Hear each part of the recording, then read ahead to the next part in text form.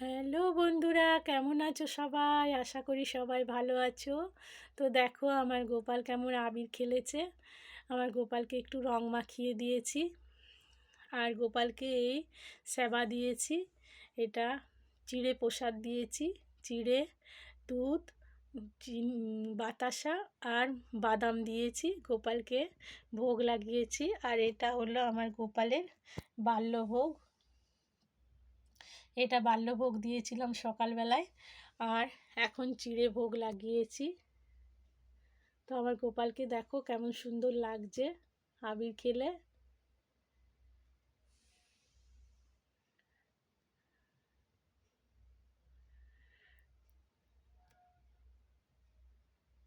আমার তো খুব ভালো লাগছে আমার গোপালকে, মনে হচ্ছে সব সময় তাকিয়ে দেখি, কি সুন্দর দেখাচ্ছে আমার গোপালকে।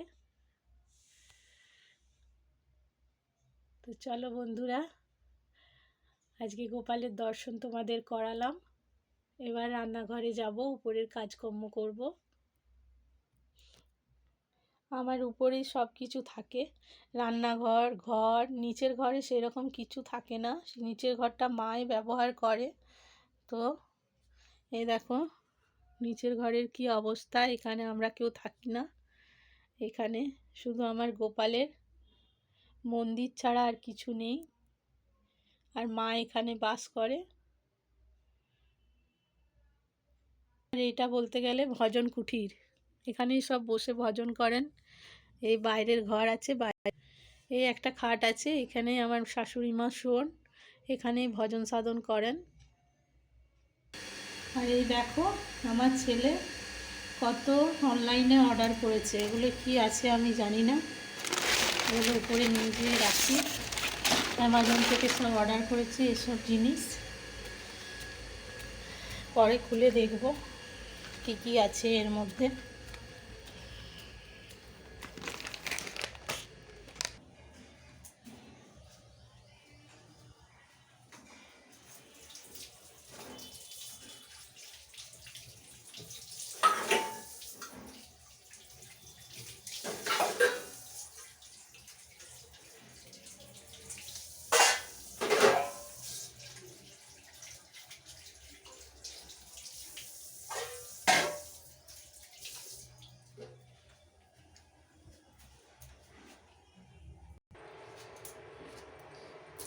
এই দেখো এই মটরশুঁটিগুলো না 8 বছরের, এগুলো শুকিয়ে আমি রেখে দিয়েছিলাম, এগুলো ভিজিয়েছি, দেখি আজকে কি রেসিপি বানানো যায়, এগুলো দিয়ে বানাবো। আরও মটরশুঁটি শুকিয়ে রেখে দিয়েছি। এই দেখো এগুলো 8 বছরের মটরশুঁটি, আমি এইরকমভাবে শুকিয়ে রেখে দিয়েছি, এর মধ্যে একটুখানি দিয়ে আমি আজকে কিছু বানাবো ভেবেছি। আর এগুলো হলো এবছরের মটরশুঁটি, এগুলোকেও শুকিয়ে রেখে দিয়েছি, এগুলো পরের বছর পর্যন্ত আমি ব্যবহার করতে পারবো। আর এগুলো সবুজ আছে, আর ওগুলোর একটু রঙগুলো চেঞ্জ হয়ে গেছে, এটা এবছরের বলে এটা একটু সবুজ আছে, আর ওগুলোর রঙ চেঞ্জ হয়ে গেছে। খেতে খেয়ে দেখলাম ওইগুলোও খুব সুন্দর লাগছে খেতে। এই মটরশুঁটিটাকে মিক্সার গ্রাইন্ডারে এখন গ্রাইন্ড করে নিই, তারপরে দেখি কি করা যায়। আর এইদিকে ইন্ডাকশানে আমার ভাতটা হয়ে গেছে। মটরশুঁটিটা মিক্সার গ্রাইন্ডে ভালো করে পেস্ট করে নিয়েছি।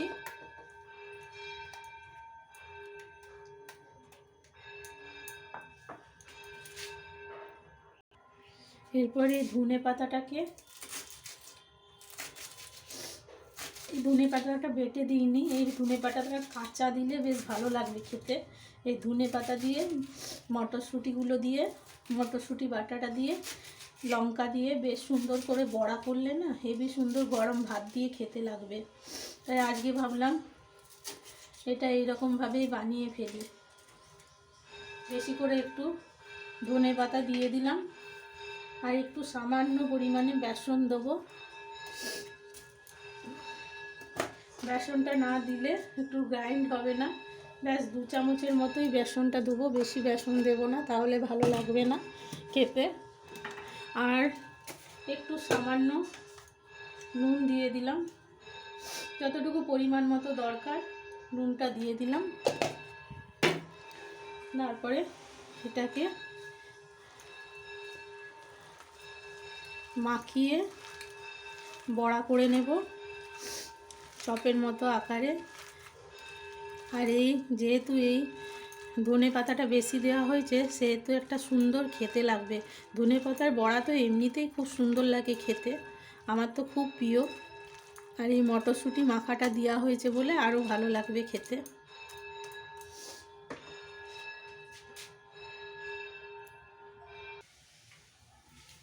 কড়াইয়ে তেলটা দিয়ে দিয়েছি, তেলটা গরমও হয়ে গেছে। আর একটু এই রকম চপের আকারে বড়াগুলো ভেজে নেব। আর মটরশুঁটি দিয়ে ধনে পাতা দিয়ে বড়াটা গরম ভাতে খেতে দারুণ লাগবে। যেহেতু আমরা নিরামিষ খাই সেহেতু টুকটাক নানা রকম ব্যবস্থাই করতে হয়।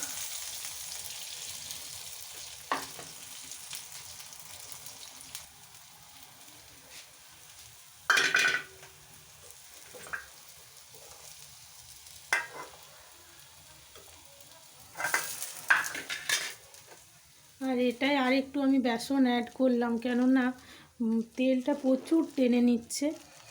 কারণ আমাদের তেল খাওয়া বেশি চলে না, কোলেস্টেরল রুগী সব, ওই জন্য আর একটু বেসন অ্যাড করলাম। কারণ যত নরম হবে তত তেলটা বেশি টানবে।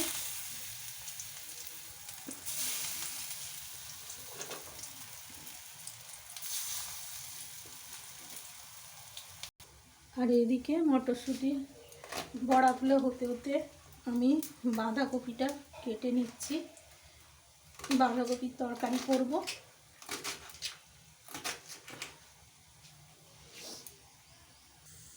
আজ একটু আলু ভাতে করব, ডাল ভাতে করব বলে একটু শুকনো লঙ্কার ফোড়ন করছি।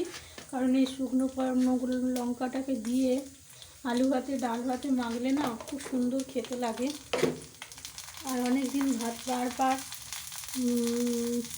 অনেক দিন বাদ খেতে এই ডাল ভাতে আলু ভাতে দিয়ে ভাত খেতে খুব ভালো লাগে, আমার তো ভীষণ ভালো লাগে। তার সাথে আর একটু কিছু করব, দেখি কি করা যায়। আমার সব ঠিক থাকে না, আস্তে আস্তে রান্না করতে করতে মনে হয় এটা করি ওটা করি, এই করে অনেকগুলো পদই হয়ে যায় তখন।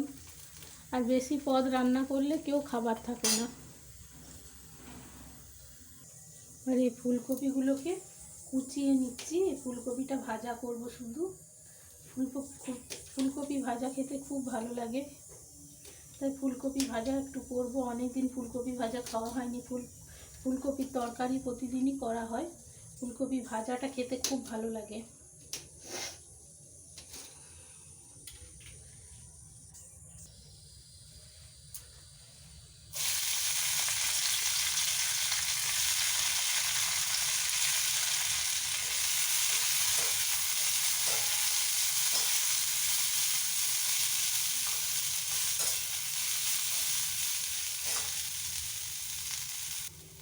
একটা গোটা ফুলকপি কতটুকু হয়ে গেল ভাজলে।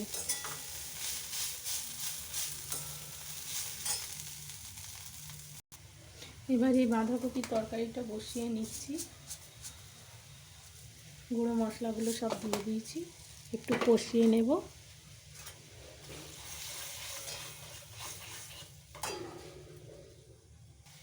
যেহেতু নিরামিষ রান্না সেহেতু একটু গরম মশলা আর একটুখানি ভাজা মশলা অ্যাড করে নেব। কারণ এইগুলো আমার রান্নায় দিলে না খুব সুন্দর টেস্ট হয়ে যায়। আর পেঁয়াজ রসুন দিয়ে বাঁধাকপির তরকারিটা খুব একটা ভালোও লাগে না, দেখবেন নিরামিষ খেয়ে যতটা ভালো লাগে কিন্তু পেঁয়াজ রসুন দিয়ে অতটা ভালোও লাগে না।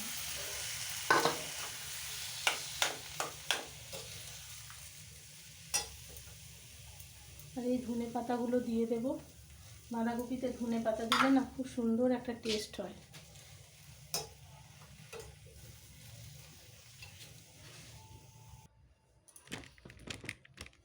তো এখন আমি ঘরটা ঝাড় দিয়ে দেবো, এখন অনেকটা বেজে গেছে। ঠাকুর পুজো আর করতে, যেহেতু আমার শাশুড়ি নেই সেহেতু সকাল সকাল আগে পুজোটা সেরে নিচ্ছি, না হলে আর পুজো সেরে পরে আমি এইসব কাজ করি। এখন ঘড়িতে প্রায় 1:45 বাজছে।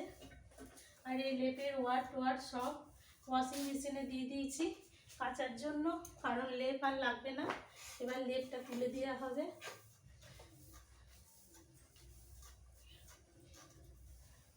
ঘরটা ওই জন্যে এখন ঝাড় দিয়ে শুধু রেখে দিচ্ছি, আজকে আর সময় হবে না।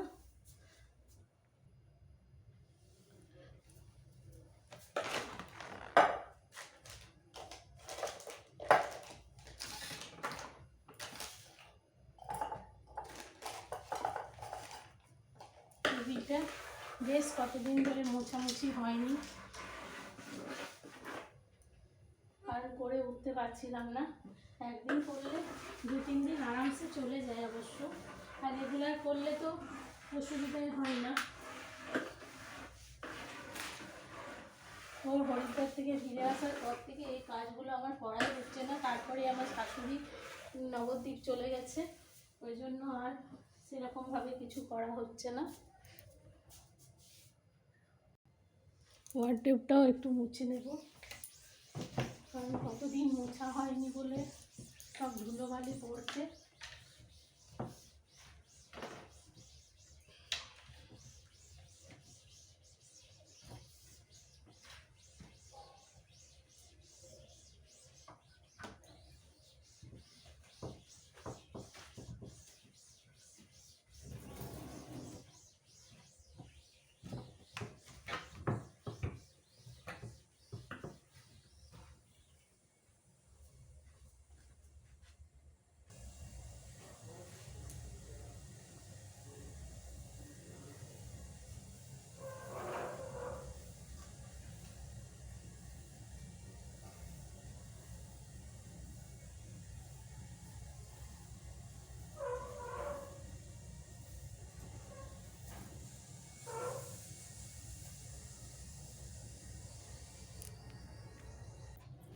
আলু ভাতেটা চটকে নিচ্ছি। আজকে আলু ভাতে, ডাল ভাতে, আর বাঁধাকপির তরকারি, ফুলকপি ভাজা, আর কি করলাম যেন, ওই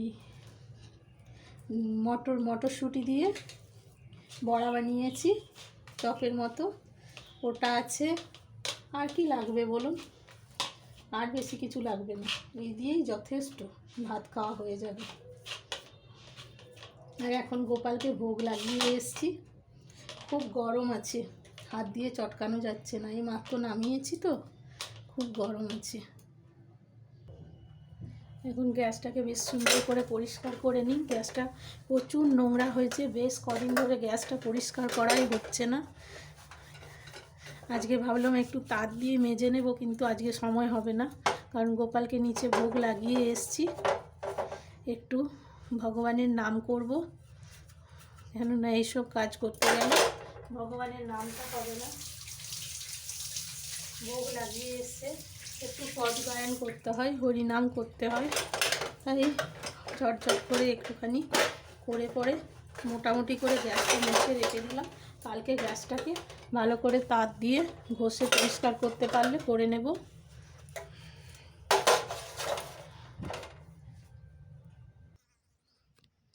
দেখো, গোপালকে আবির লাগিয়েছি বলে আজকে কি সুন্দর দেখাচ্ছে আমার গোপালকে। গোপালকে মুছিয়ে দিয়েছিলাম, আজকে স্নান করাইনি, আজকে শুধু মুছিয়ে দিয়েছি। কালকে অভিষেক করিয়েছিলাম দুধ দিয়ে, তো কালকে ঘি দুধ দিয়ে অভিষেক করিয়ে স্নান করিয়েছিলাম, আজকে শুধু মুছিয়ে দিয়েছি। আর আজকে তারপরে আবির লাগিয়েছিলাম, আবিরটা মুছে দিইনি, আবিরটা আমি সন্ধেবেলায় মুছে দেব। তো এখন থাক, এখন সুন্দর লাগছে গোপালকে আবির মেখে। তো এখন গোপালের ভোগটা এই যে লাগিয়েছি, এখন একটু পদ গায়ন করব। হরে কৃষ্ণ কৃষ্ণ কৃষ্ণ হরে হরে, হরে রাম রাম রাম হরে হরে। গোপালকে আমি প্রতিদিন খেতে দিয়ে একটুখানি নাম করি, নাম জপ করি, কেননা হরি নামের আগে কিছু হয় না, ভগবান নামেই সন্তুষ্ট হন। তো এখন গোপালকে পদ গায়ন করি। আও আও মোহন ভোগ লাগাও,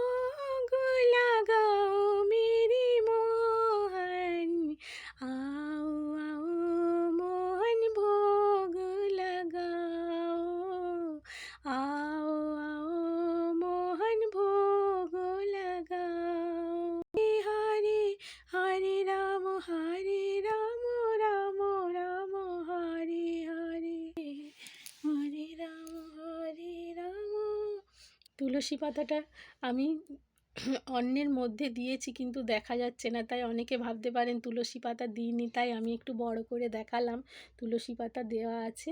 তুলসী পাতা ছাড়া তো ভগবানের ভোগ লাগে না। একদিন জানেন তো আমি তুলসী পাতা দিতে ভুলে গেছিলাম, নাক কান মলা নিয়েছি, হঠাৎ করে মনে পড়লো এই তুলসী পাতা দিইনি তো, তাহলে ভগবানের ভোগ কী করে লাগবে। তারপরে আমি নাক কান মলা নিয়ে ভগবানের ভোগে আবার তুলসী পাতা দিই। এই রকম ভুল আমার মাঝে মধ্যেই হয়ে যায়, তাই প্রভুকে বলি, প্রভু আমার ভুল তুমি সব সংশোধন করে দিও। তো এই যে ভাতের থালা সাজিয়ে নিয়েছি, এটা কর্তামশাইয়ের ভাতের থালা। আর আমি এই যে গোপালের ভোগ পাবো, এটা আমি পাবো। এখনও ও খেতে বসেনি, উপরে আছে, এবার খেতে নামবে।